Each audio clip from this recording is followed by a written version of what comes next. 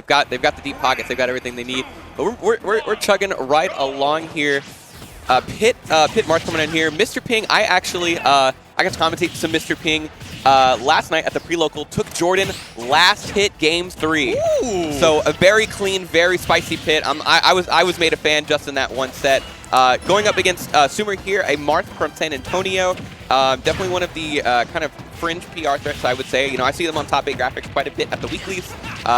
Bold to be playing Marth, so you know, good on them. I know that she's very she's a very big fan of Marth.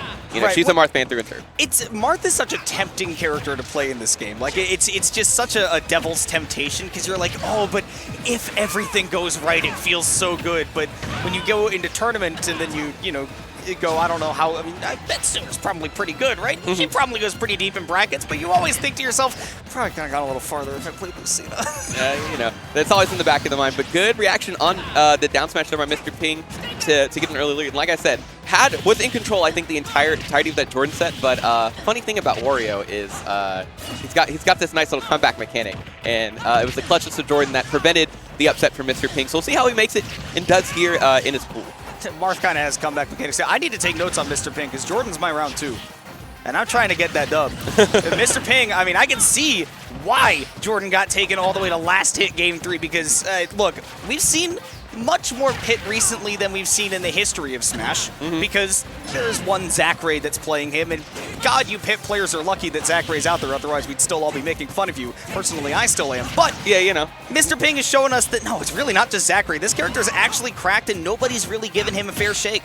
Yeah, absolutely. You know, I think people are looking a bit too much for, you know, gimmicks and gotchas and big moves from their characters. But Pit, you know, all you need is a little bit of fundies, a little bit of elbow grease, and you got yourself a character. Dude, Mr. Ping is actually schmooving on her right now. Like, this is, like, just the positioning and the follow-ups, the precision.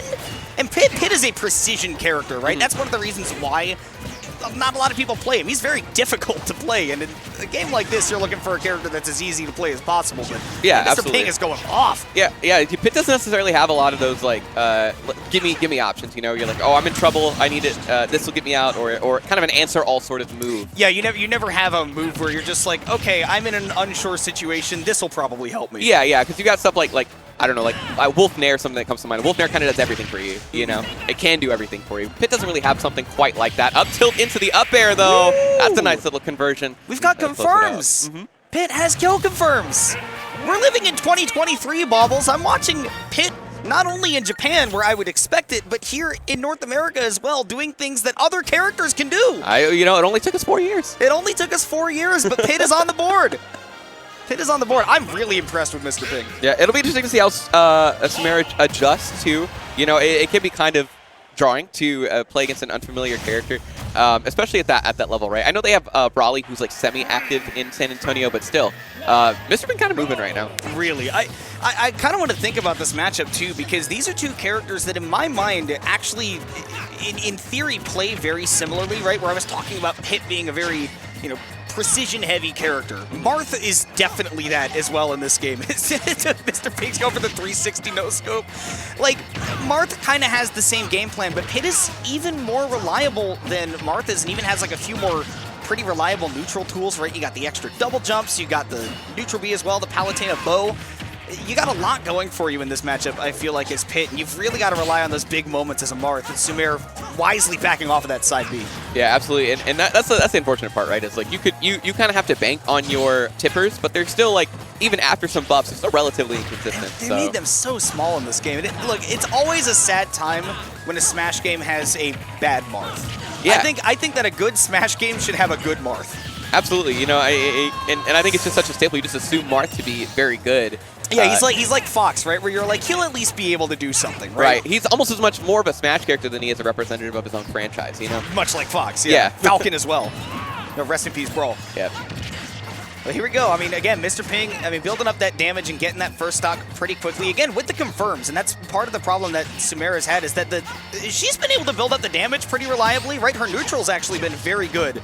But this is the problem with Marth, is that they heard the term Marthritis in Melee. They were like, oh, like the Dreamland, that's funny. What if we made that his whole character? Yeah, what if we just program that into the game? He has no confirms, and you have to get really lucky on your forward air hit, like, or something like that. Yeah, forward air, like you gotta get an F tilt or an up tilt, something to kind of tip her.